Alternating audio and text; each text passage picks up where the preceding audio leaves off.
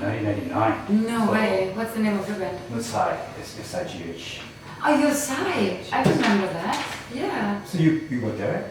I'm not sure if I was at the show, but I remember your band, of course. SIGH. Yeah. Sorry, yeah, of course. Hi, SIGH. That's so cool. Can I take a picture of you? Yeah, it's later. Yeah. Of course we can. You got your makeup on. Yeah, it's 3. We have only 15 minutes. So. Yeah. Okay.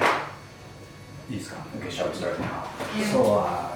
So you were in the Saturn and Cryogenic in the 90s. Yeah. So the also was formed in 2014. No, 2012. Wow. So what were you doing in between? All kinds of stuff. I mean, I've been doing guest vocals for a lot of stuff. I moved to America for 3 years. I did a project that was kind of like almost like dark indie pop project in America with a girl, Rachel Cheek. She used to run Osmose Productions. We knew each other from the black metal scene actually, but we did something else, and I just tried out all kinds of different stuff, and then decided it's time to heavy rock again. Okay, so what was the reason to change the direction from black metal to more doom rock style? I think when you listen to rock and metal, you try out a lot of stuff. You go through different phases. I grew up liking a lot of really hard stuff, like death and black metal. But then I also at the same time was raised by parents who were into 70s heavy rock. And I think when you get older, you kind of I always say you kind of realize why these roots are your roots, and I kind of returned to the classic stuff because I just discovered that this is the rest of because the basis and foundation of Lucifer is like 70s heavy rock. The big bands, like Black Sabbath and Deep Purple and etc. etc. So that's what I mostly listen to nowadays. And you started Lucifer as soon as the Oath had disbanded. Yeah. As you are very talented vocalist, so weren't you asked to join any other established bands? No, I didn't. No, I think that the transition happened too fast between the Oath breaking apart and me deciding that I want to continue and just start a new band. And then luckily I got this fella. Could drag him to my side, and then we just started writing immediately. So. And you mentioned Black Sabbath and Deep Purple as your influence, but when you say 70s doom rock or 70s heavy rock, what other bands do you have in your mind? Well, I think we both have a common background with old school heavy metal stuff, new wave of British heavy metal, 80s metal stuff and so on. And then of course the classics of the 70s and so on. But then, when a genuine music fanatic, you reach out to all kinds of remote corners of music, and I love a lot of stuff like 70s Fleetwood Mac and Heart and so on, and Jefferson Airplane and so on as well, and then you have your things that you. There's lots of things. Yeah. You pick from lots of different things and try and put into your own thing, I suppose. But of course, you're talking about the classic 70s bands, but you're right, and stuff like that. Exactly, of course. yeah. But I mean, I like for myself. I don't know if I'm very influenced by it. I suppose I am, but things like Jerusalem and stuff like that. I mean, they're the sort of the harder bands, but the lesser bands in terms of popularity. Mayblitz, Warhorse, things like that, of course, and so Baltimore. They're the heavier bands. But I if I'm listening to things, I take from all kinds of eras of that 70s sort of thing, rock proggy stuff like that. I'm a huge Stones fan. Old Rolling Stones stuff like in the 60s and 70s. So. But if you play this kind of music, you're always lumped in with Sabbath because they are the forefathers of this kind of style of music. Yeah. Whether you like it or not. It always falls back to Sabbath. It all starts from them, So it all goes, Or Daddies. Hi, Daddy.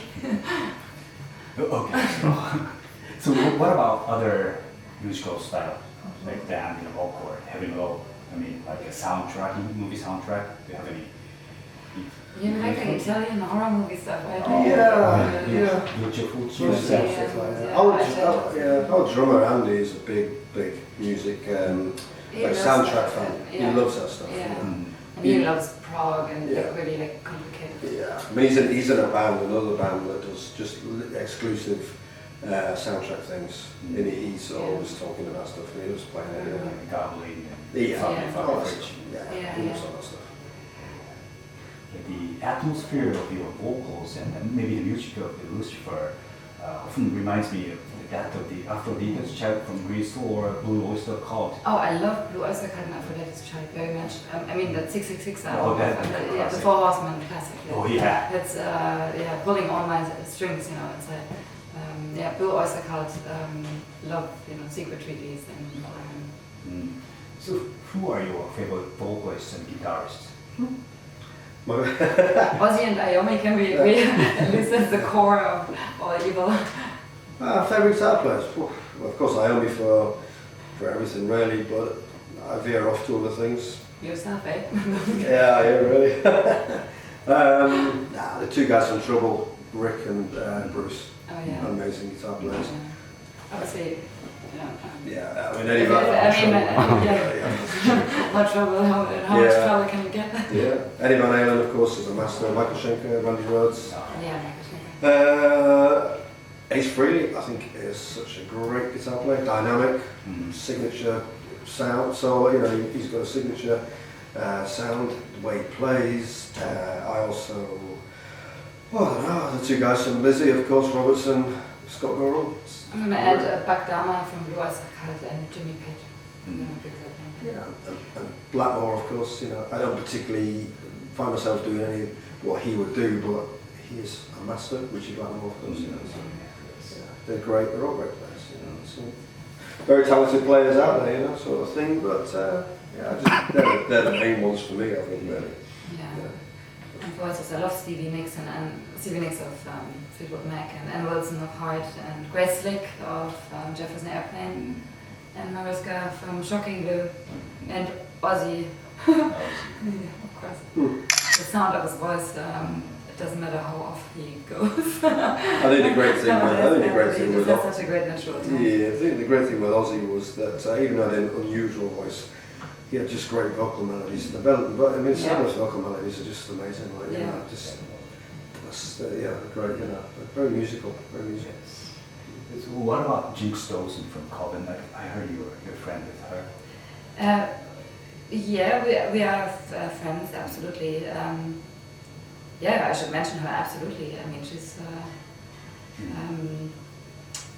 an icon of the scene, you know, and she has been there very early, and she's very sincere and genuine about, especially of the lyrical, occult content, you know, of the music. So it's not just for show, you know. She's really into it, and she's very serious about it. Very beautiful woman, very extremely talented, and she's done it, you know, a long time before a lot of other people have done it. So she certainly needs to get credit. Hi, James. So you are also in deaf tonality. So is it difficult, sometimes difficult to work with two different bands? No, I've never really experienced much difficulty working with it, but I suppose it can be. I said before in an interview that I think it's quite common in this era that people find themselves in maybe 3 or 4 bands, which for myself being in Cathedral I was only in 1 band, and then I've ended up in 2, and I suppose if you call Septic Tank a band, even though it's not really a band, it's 3 as such. So going from 1 to 3, I suppose it can be difficult, and then's when things can start clashing. But at the minute it's been okay, you know, it's not too bad. I'm sure, like I say, Andy the drummer, he's probably more experienced than I am in this because he's been in a couple of bands. He was in 2, maybe 3 bands, and sometimes gigs would clash with your other band, and then where does your loyalty lie? It's not really a case of loyalty, but or priority. It's a case of you don't really want to upset anybody. Yeah, you don't want to step of course. So he was in a band previous to Lucifer where he had to sort of miss a gig and they got really aggravated by it, and it was, you Well, know, understandably so, you know, it's like... yeah. So you know, But sometimes. that's a choice you make, you know, when you play in bands, because things come up spontaneously, you know. You have like one gig planned already for a long time, but then the other band gets a whole tour offered. What do, you know? Mhm. It's getting tricky there. Yeah. It's only happened to me once, really, Yeah. in terms of clashing, in terms of gigs. So it's been quite lucky, but I've never.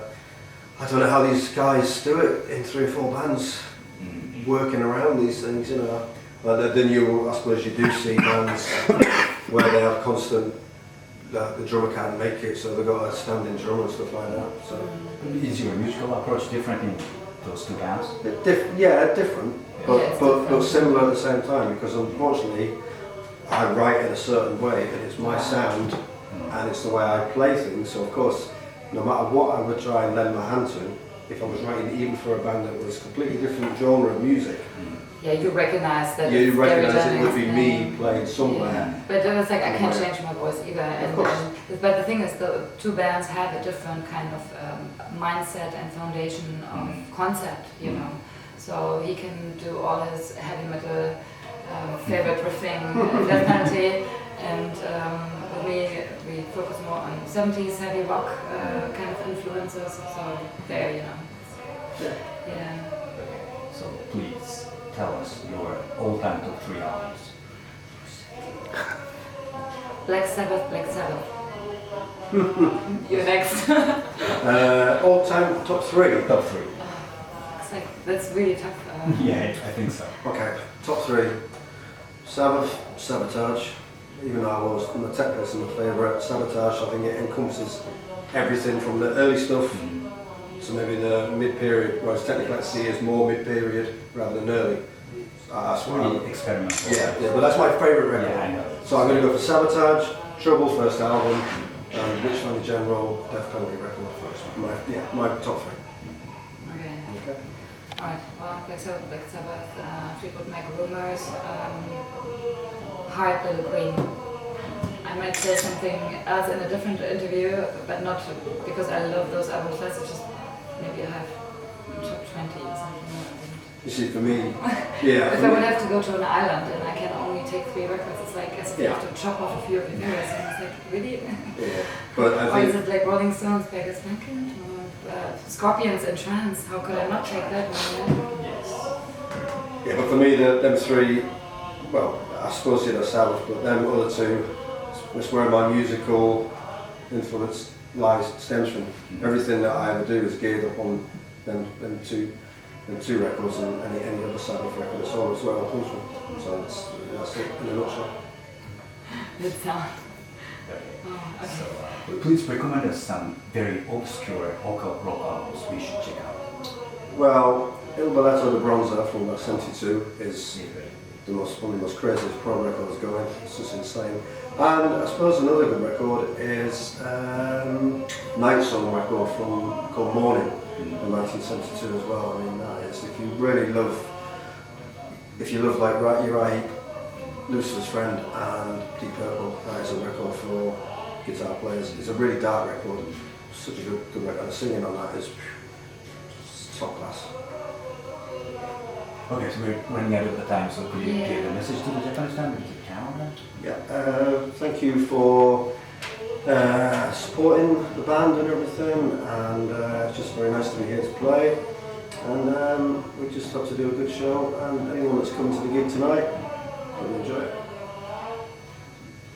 Yes, thank you. It's a great honor for me to be here because it's my first time, and anybody who's driving up to see us play, it's very highly appreciated, and I hope we get a chance to come back. Thank you. Okay, thank you very much. No worries. Okay.